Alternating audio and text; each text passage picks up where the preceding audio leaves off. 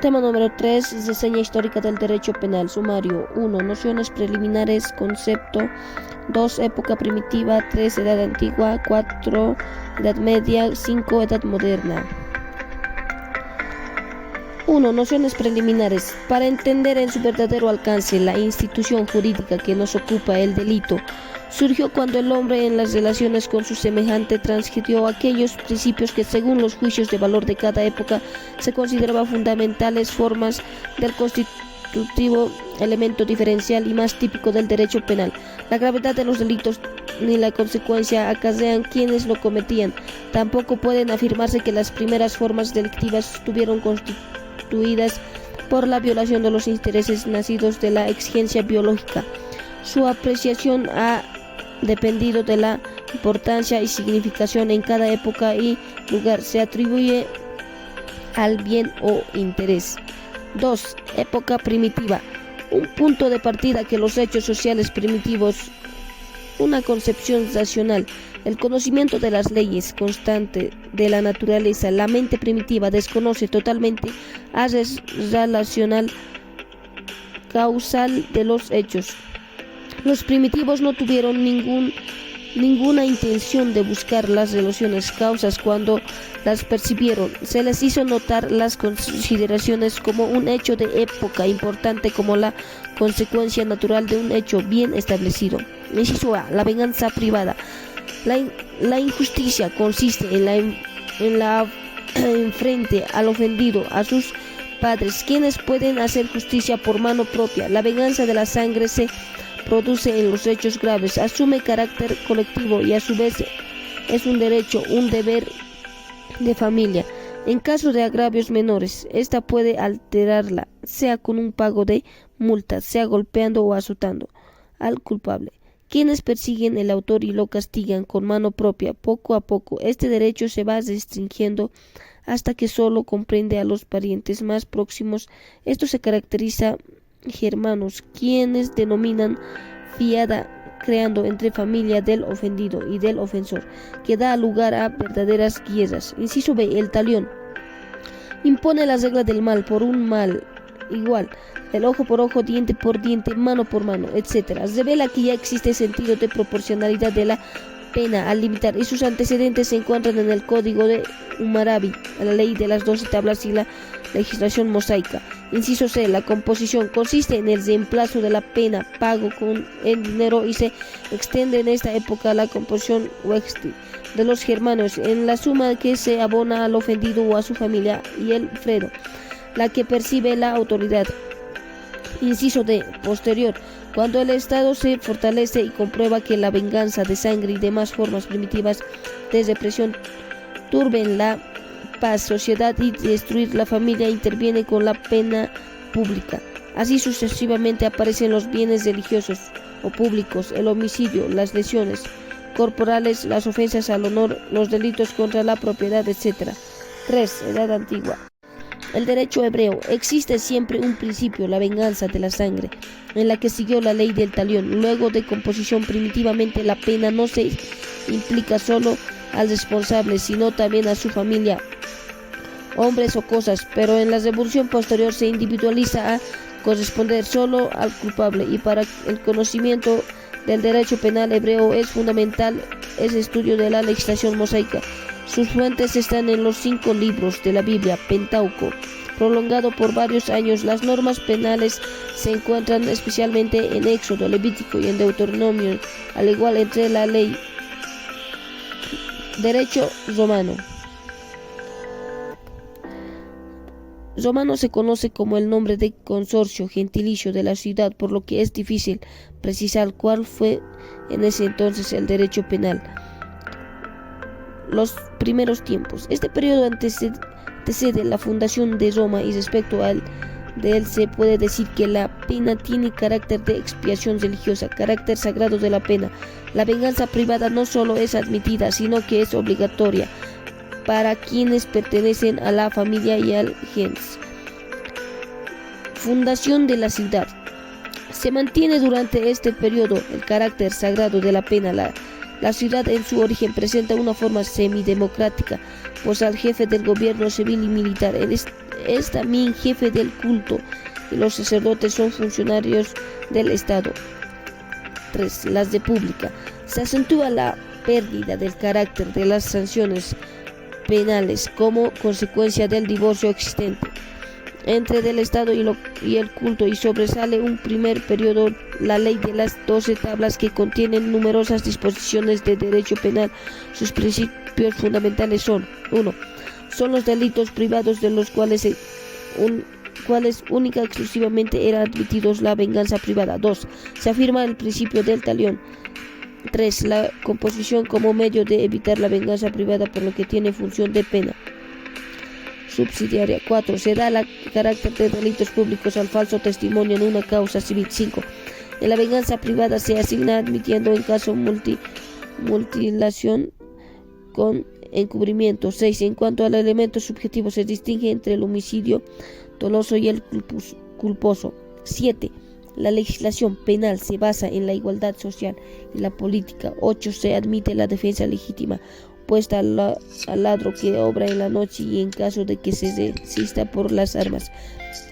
En la época clásica, el derecho penal romano sufre nueva modificación en su estructura principal, como la ley Cornelia y Julia, con las que se prohíbe la venganza privada, función exclusiva del poder público, al mismo tiempo que aumenta los delitos públicos y disminuye los privados.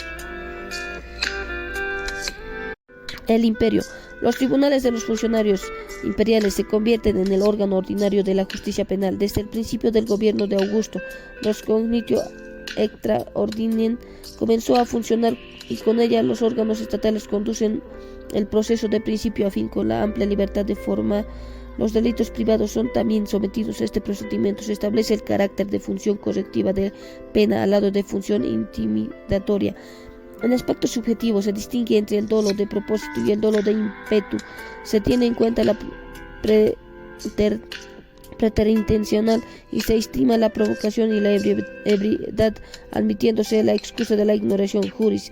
La graduación de la pena se hace basándose en discriminaciones y teniendo en cuenta circunstancias atenuantes y agravantes. Pareciera que penó la tentativa y el homicidio culposo. Síntesis. Puede decirse que el derecho penal romano afirmó su carácter público y social. No obstante la diferencia entre el delito privado y público, afirmó la diferencia entre delito culposo y doloso. En ciertos casos aspecto la exclusión de la antijuricidad del hecho, legítima de defensa, estado de necesidad, etc. Para los delitos privados, consentimiento del ofendido, contempló la prescripción solo para la acción, siendo raro e indulto en la república. No es así en los comienzos del imperio. En cambio, no se aplicó siempre el principio de reserva ni prohibió totalmente la analogía y dio escaso desarrollo a la teoría de la alternativa. Edad Media. Derecho germánico. En un principio del derecho era considerado como el orden de la paz. Por consiguiente, su violación representa la ruptura de la paz, que se clasifica en total y parcial. Inciso B. Derecho canónico. El derecho penal canónico disciplinario en su origen tuvo vigencia general. A llevar la Edad Media, las ideas de este derecho en la materia penal puede sintetizarse así. El elemento subjetivo se reacciona enérgicamente contra la concepción objetiva del delito predominante en el derecho germánico y se dio en consecuencia significado claro del elemento subjetivo. El elemento subjetivo se reacciona enérgicamente contra la concepción objetiva del delito predominante en el derecho germánico y se dio en consecuencia significando claro el elemento subjetivo de infracción. Se exigió que en todo delito se diera el ánimo. El derecho canónico no ignoró la penalidad de tentativa, pero solo para casos aislados y no con carácter general. Clasificación de los delitos. Se divide en tres categorías. 1. Delicta eclesiástica, que atenta contra el derecho divino competente a la Iglesia. 2. Delicta merecularia, que lesiona tanto solo el orden humano. 3. Delicta mixta, que violan tanto como la esfera y la otra. Son penados ambos poderes. Las penas. Es difícil precisar con exactitud el carácter que tenían las penas para los padres de la Iglesia. San Agustín sostiene que la pena es esencialmente retribución del pensamiento de este filósofo respecto de la pena se encuentra expuesto en su obra La ciudad de Dios y las confesiones. Para Santo Tomás de Aquino, los fines de la pena son múltiples, al saber la venganza, la intimidación y la enmienda. Aristóteles la incluye dentro de la justicia conmutiva, para medio de la cual se entrega la igual por el igual. La pena puede ser el de tres clases, provenientes del mismo delincuente, arrepentimiento, procedente de los hombres y emanada de Dios. La Iglesia en la Edad Media creó una institución vinculada al derecho penal, cuya importancia no puede dejar de señalar el asilo. La voz asilo es decir, origen griego que quiere decir refugio inviolable. En principio se lo puede definir como el privilegio de que gozaban ciertos lugares para detener la acción de las leyes humanas, protegiendo contra sus perseguidores de las personas fugitivas, aún los sentenciados. Se conoce rudimiento entre los derechos asirio, romano, griego e israelita, pero en la Edad Media, en el derecho canónico, cuando se configuraba en todos sus caracteres, al fin del asilo no fue combatir el derecho, sino la violación del castigo, oponer misericordia de la dureza y severidad de la ley. Los glosadores y los prácticos. En opinión de los autores, que adquiere enorme importancia y tendrá sus frutos más fecundos en el fenómeno llamado la recepción, se denomina así el surgimiento de las instituciones del derecho romano a través de los ordenamientos, recopilaciones y demás textos legales ocurridos particularmente en Alemania y España entre los siglos XII y XVII. En una primera etapa son los glosarios quienes se ocupan de aclarar e interpretar el corpus juris de Justiniano. Sobre la labor realizada por ellos se desarrolla la obra de los postglosadores, llamados también comentaristas, que se extienden aproximadamente desde mediados del siglo XX hasta mediante los siglos XIX. Los comentaristas no se limitan solamente al estudio de los textos romanos, sino que trabajan también sobre el derecho vigente y las costumbres prácticas de los tribunales locales. A partir del siglo XVI, por obra de los prácticos, los trabajos se sistematizan y se dan normas de carácter más general. Derecho hispánico. Al estudio del derecho español tiene a nosotros particularmente importancia porque, habiendo sido las leyes de la península derecho positivo en nuestro país, tuvo vigencia aún después de declarada nuestra independencia. El derecho hispánico, el estudio del derecho español, tiene por nosotros particular importancia porque, habiendo sido las leyes de la península derecho positivo. Edad moderna.